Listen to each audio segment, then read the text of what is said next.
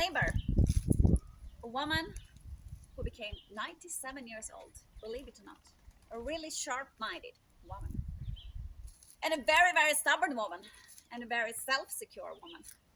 She was so stubborn. So if a group, a gang of robbers should come and knock on her door, it should be enough that she gave them this look, stubborn look, and they should run away like scared rats for their lives automatically. Trust me, that's how stubborn she was. And she told me a lot of true things during her lifetime. For example, she told me that, she was so fed up with hearing my generation, younger generation, in today's Sweden, who complain about how hard it is to go to the washing machine and push on a bottom and let the washing machine do the work. They should have been with me on my time when I was young, she said. We women, we had sometimes to go in the middle of the winter when it was freezing cold to the ice cold lake and wash the carpets in the ice cold lake while there still was some ice left on the lake. Then they shouldn't complain after that, she said. And she was right. I mean, my generation and all these people, who are born in the richer countries and the more comfortable countries in these days, and when I was young, yeah, we are so spoiled with comfortabilities. I mean, comfortabilities has become a real illness. We see on TV how many people have it in different parts of the world, but still we complain about to go and push on a bottom, on the dishing machine or on the washing machine. And we have robot vacuum cleaner at home. Many people in the richer countries. Also, robot vacuum cleaner are very annoying, by the way. I think I will never get one. I'd rather have this whip, which makes no sound at all. But to have this robot vacuum cleaner around all the day, I should go crazy. But it's up to each person. It's just nothing for me, And I've been living also in the poorer part of the world, parts of the year, and not only in Sweden. I know the difference, We're not having the washing machine. I had to wash, we washed our clothes by hand.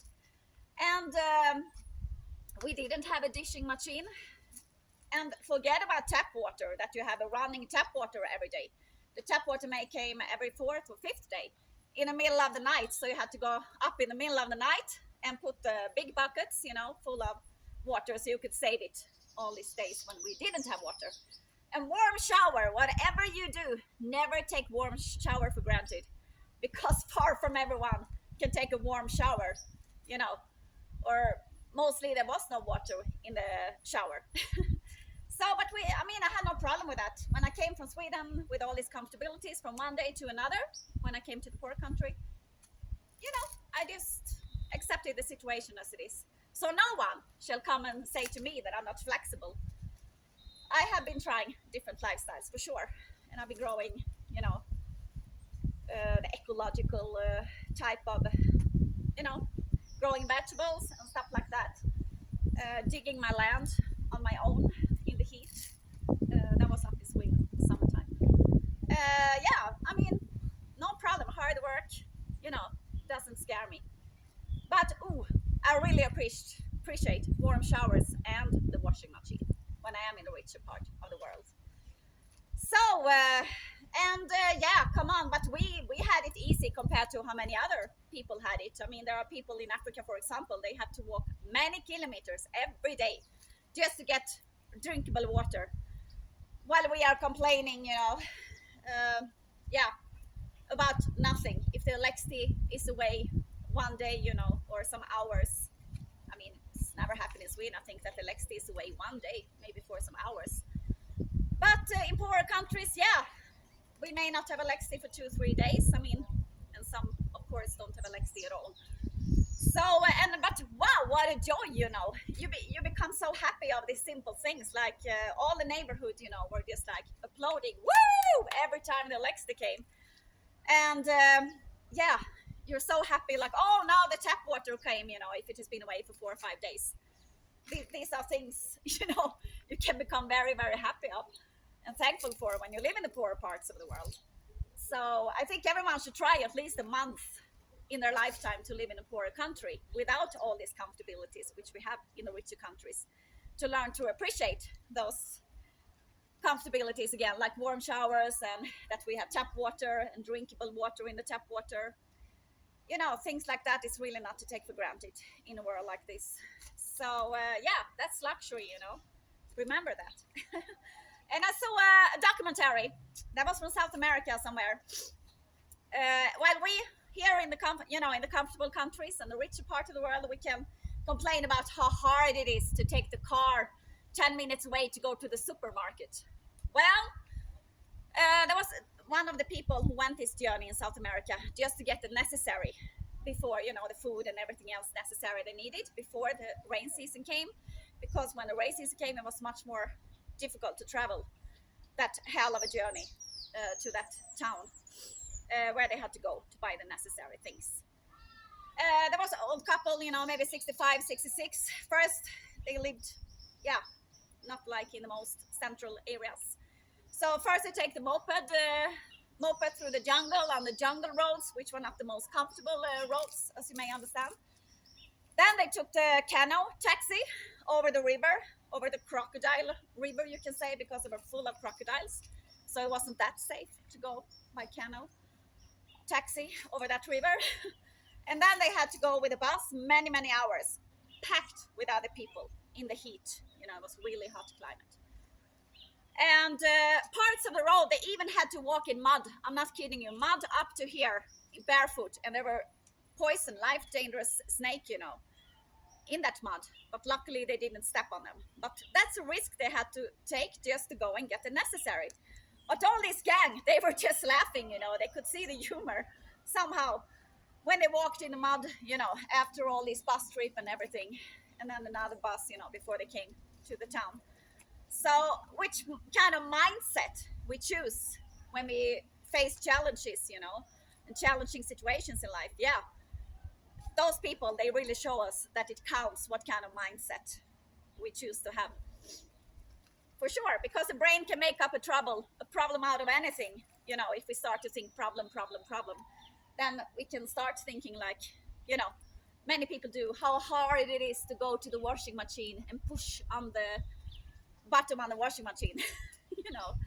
Then we start to think like that, and then but mindset, I believe in mindset, to choose the right mindset when we face challenges in life. So, and I didn't hear this couple complain, and I didn't hear anyone complain until they have went all this hell of a journey back to the jungle, and this old couple were sitting on the moped again, but the moped were, the motor on the moped was not that great, so it gets stuck several times. So when they had about maybe 40 minutes left from home, the woman in the couple said that, no, now I need a smoke, and she lighted up a cigarette. And who the hell shouldn't have needed a smoke in that moment after that hell of a journey? I'm telling you. So who can blame her? So yeah, tough people for sure. And I also met some cool fishermen down in south of Sweden. They were 93. It's fun to speak with these old people sometimes, because they have different perspectives about life. Because those fishermen who were 93 when I met them, they have passed away now, but yeah, they told me about that they didn't have so much comfortabilities when they were young, and should raise their families, their children and so on. And they had to go out in stormy storms and very dangerous weather sometimes, and the lightning, in these small fisher boats, to get food on the table, So, and they told me that in Sweden at that time, when their children were small, sometimes they woke up in the morning and the ice was up to here, like 1.5 meters on the inside wall. That's how cold it was. So they didn't have all these comfortabilities, of course, like we have today. And it's also good to remind ourselves about that we haven't always had it this comfortable in countries like Sweden and many European countries as well.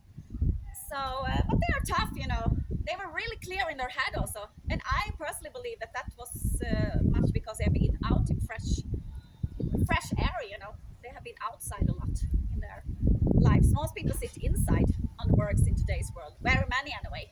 And yeah, in offices and fabrics and schools, teachers, inside. But they have been outside.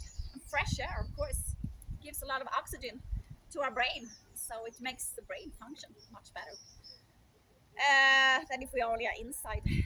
So very sharp-minded, old people as well. They told me, one of them told me, he got so fed up with all these people, who invited him, and the people from Stockholm and so on, who had made bought these houses at the ocean, and they had made the most fancy kitchen out of their kitchen. He said, I don't care about these kitchens, my kitchen, I kept it like it was for 70 years ago as well. It still looked the same, my home, and there's nothing wrong with my kitchen. But just to be nice, he went over to those, richer people and looked at their fancy kitchen because they have asked him so many times to come over. And when he came into the kitchen, he said, well, that was almost the same nice as my kitchen, he said with pride, he was joking. I like that attitude, because it's really, really an obsession in Sweden still to make the most perfect kitchen and bathrooms and so on. Many people put such a fortune of money to fix their kitchen into something great, and also so more people should come and visit. But I heard about people, they created the most fancy kitchen and everything, but still no one came. So please, folks, whatever you do, don't try to please people and try to impress them, because it's not worth it. And as you see, sometimes they don't come over anyway. So why waste money? They should come for you, not for your kitchen. So anyway, and he also told me, one of the fishermen, that when he was young, his generation, the poor people like them, who were fishermen, they were expected to take off the hat when the richer people pass by. But hell to the no, he said, I refused. I never do that. Why should I? He had a lot of pride, and I like that. Yeah, why should you, be a people pleaser to richer people just because you got more money on the bank? If you take off your hat, you take off your hat for the fishermen also, who risk their lives, to get food on the table for the wife and children. Not only for the richer people. If there is such a social norm, then everyone should take off their hat for everyone, no matter if they're rich or poor or middle class or whatever. Not only for the rich. So I like that attitude. People who break those kind of social norms, applause, really, to them. So what I also learned in life, except taking warm showers and electricity and tap water for granted, is that you can never really be prepared what can happen in a lifetime. You just can't. No one of us can. Sometimes we can't even be prepared on what's going to happen from one moment to another. Let me take a few examples from my own life. Me and one of the women I know down in Africa, we were walking in the city, with a really great mood. We laugh a lot there, So we were laughing loud and we were talking loud. We both laugh loud and talk loud there. And just had a great time. And we passed the market, and suddenly we hear, an explosion. And we don't know what it is. We just know we have to run for life. So we ran for our lives, and our heart is pumping like this. So we look back, and there we see the electricity lines has fell down just where we walked, over the marketplace. But like a miracle, no one actually get harmed that time. But that's things which can happen, at least in some countries, that the electricity lines just fall down just where you go. Ooh. And I had been a few years ago. I was on the countryside in Sweden. It was winter time, and I've been visiting some people in their cozy houses, people I know, and sitting in their cozy kitchen, and everything feels so safe. And you listen to the open fire, the sound of the open fire in the kitchen, which spreads great warmth. And we drank far too much coffee and talked a lot. And then after that, I took a walk in the forest, and suddenly I feel like that too much coffee, just had to come out. So I had to do number one, not number two, but number one.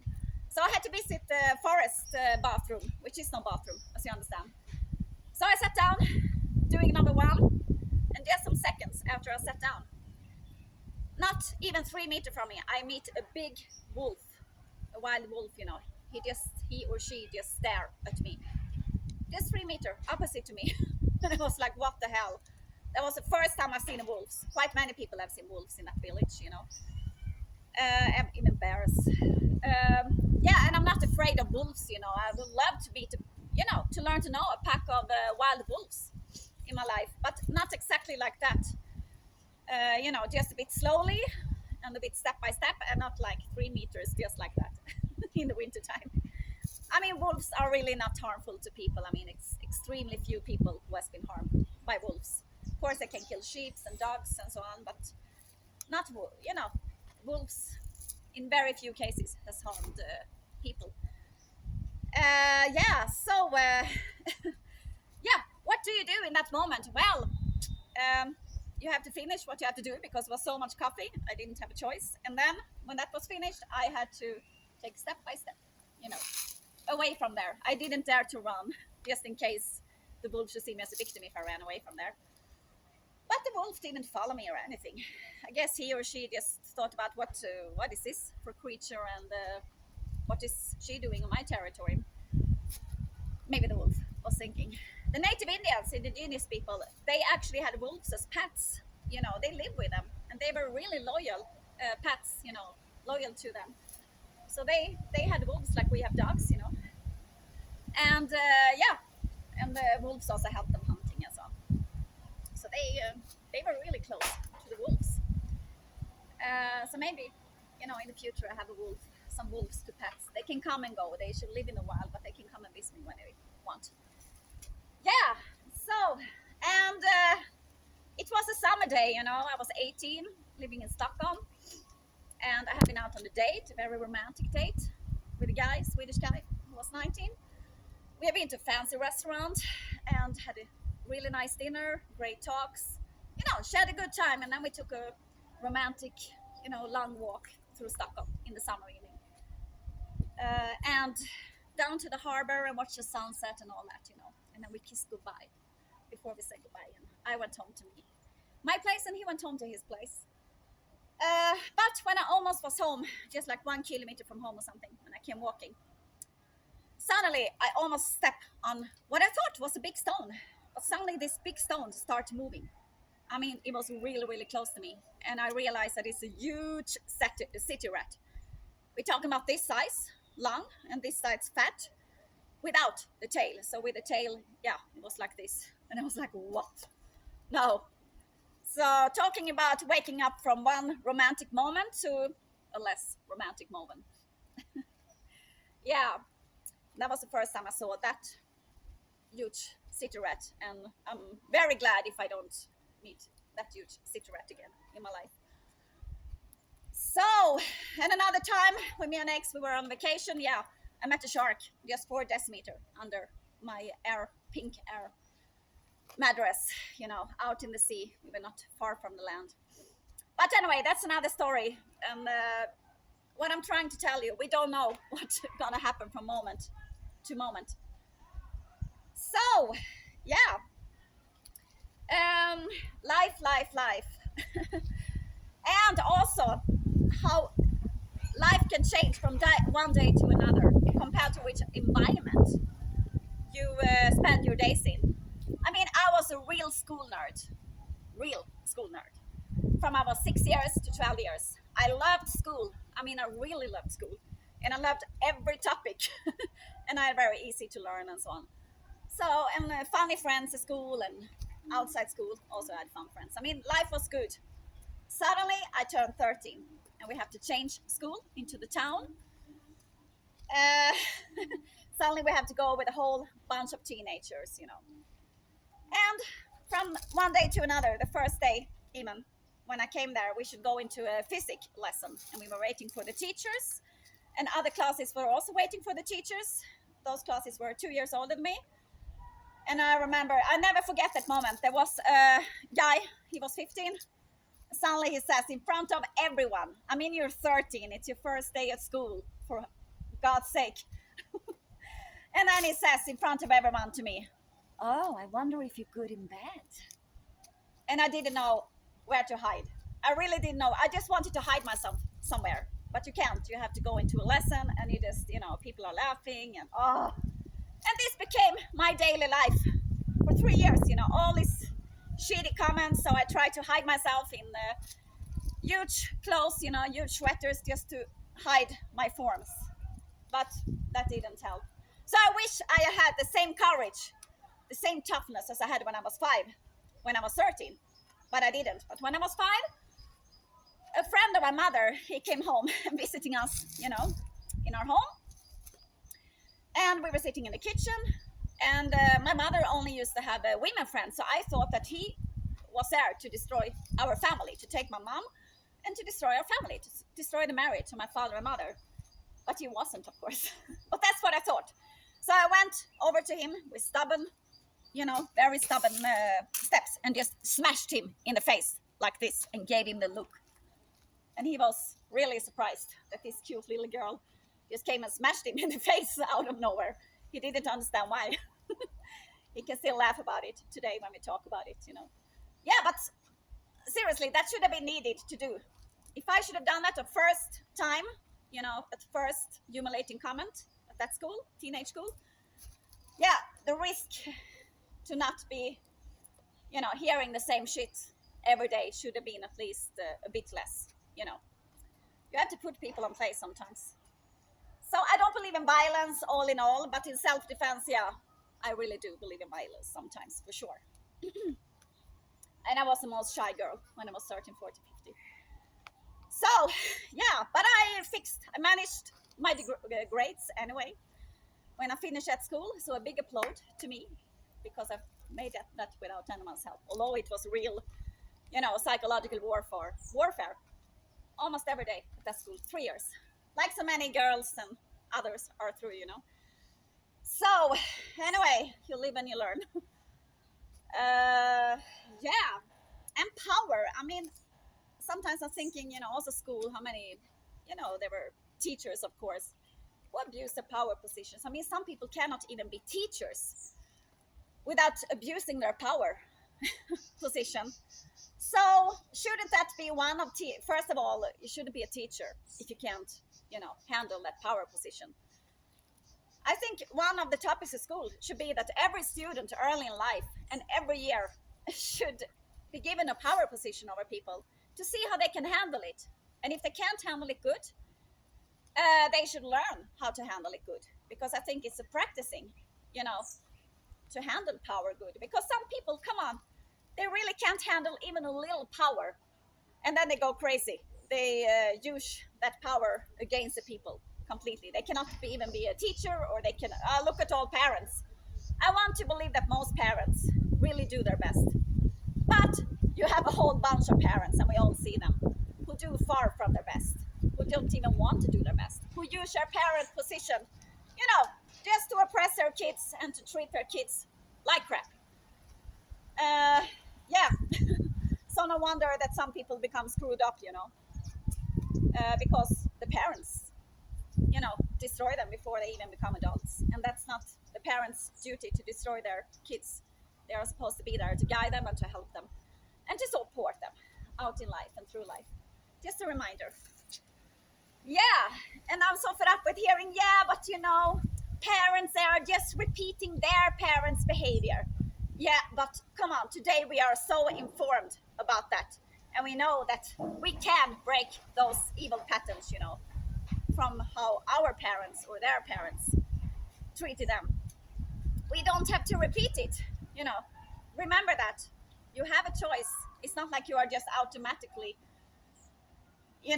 that you have no choice. If you see that you are repeating your shitty parents' behavior, then do something to stop that behavior. So you don't become the next generation who destroy your kid. You have a choice. Remember that. Yeah, so that could be something, because some people, they really can handle a lot of power without abusing it. But others, they cannot even handle a little power position without becoming a little Hitler, So, yes, it's interesting. And some people ask me, when I'm outside Sweden, how is it to live in Sweden? Well, it depends where you live, I said. And I used to say, because it's a huge difference. If you live in Stockholm, Gothenburg, Malmö, for example, there you will probably find work quite easily. But if you live in a small village up in north part of Sweden, it's not that easy to find village, or in a small town up in north of Sweden. There you have young people have to work in mines. I mean, these are things many people don't know when they think about Sweden. And if you live in a village up in north, a part of Sweden, for example, there can be many kilometers to the closest supermarket and to the closest hospital. It's not that many comfortabilities as we have in more south of Sweden, you know. So, and also they ask, how does Swedish sound like? Well, that also depends where you live, I say. So if you should move to Sweden sometime, it can be good to learn the dialect also, at least some of the dialect, because even we inside Sweden have sometimes difficulties with understanding each other's dialects if we come from totally different parts of Sweden. So yeah, if you come from a province called Västergötland, for example, in Sweden, they talk something like this. Nej men fy sjöan, vilken jädra röta du har! Alltså är det från Skövde du? Ja men jag är från Tidan jag vet du. Ja, jag bor ute i Tidan. Det är fint det. Ja men Skaraborg vet du. Det är bästa stället att bo på. And if you come from Gothenburg, yeah, they speak something like this. Nej men du är la bra och god i huvudet du. Yes, bor du nära Liseberg nu ena? Ja men jag har ju flyttat ner till 5:an jag vet du. Alla bekvämligheter som man kan tänka sig. Ingenting att klaga på. Hela käkterna. Ja. Nej men du, vad trevligt att träffa på dig, men nu måste jag hoppa på spårvagnen. Du får ha en jättebra dag Anna. And if you come from Stockholm, they speak something like this. Men ska vi dra ner till Grönan ikväll då? Vad säger du, Susie? Ja. Nej men vi kör på det då, så kan vi ta Stureplan imorgon. Ja men det blev jättebra. Ja. Nej men då säger vi så gumman. Ja. Nej men då ses vi vid T-centralen. Alldeles snart, alldeles strax. Ja. Nej men då säger vi så. Kram, kram, kram, hej hej. And if you come from north of Sweden, you know, high up north, they speak very slowly. They speak opposite to me. I don't speak slowly. But they speak something like this. Hey, how do you say? Like this. Jag nog är en norrlänning. Ja men det är klart det är en norrlänning. Här tar vi det lugnt. Här stressar vi inte. Nej, stress. Det är inte någonting för oss norrlänningar inte. Det är för stockholmarna. Det stressar ju som jädra dårar där nere. Men vi njuter av morgonkaffet. Det ska ni ha klart för er om ni kommer till Norrland. Att här behöver ni inte stressa inte. And if you come from a province called Värmland, for example a small town called Hagfors, they speak something like this. När man är från Hagfors du? Nej men gud, vad roligt att träffa på någon från Hagfors. Alltså jag älskar ju Hagfors, jag vet du. Ja, jag är från där då. Och men det är ingenting som kan ta mig från Hagfors inte. Nej. Alltså det vore Ekshärad nu för tiden. Nej men så, ja men det är Ekshärad, det är vackert det vet du. Yeah. So as you hear, it can sound very different. So just an advice, if you move to Sweden, well, it can be good to learn the dialect in the province where you choose to live, because it really doesn't sound exactly the same compared to where you live in Sweden. Thank you very much and enjoy your day. Okay? Ciao.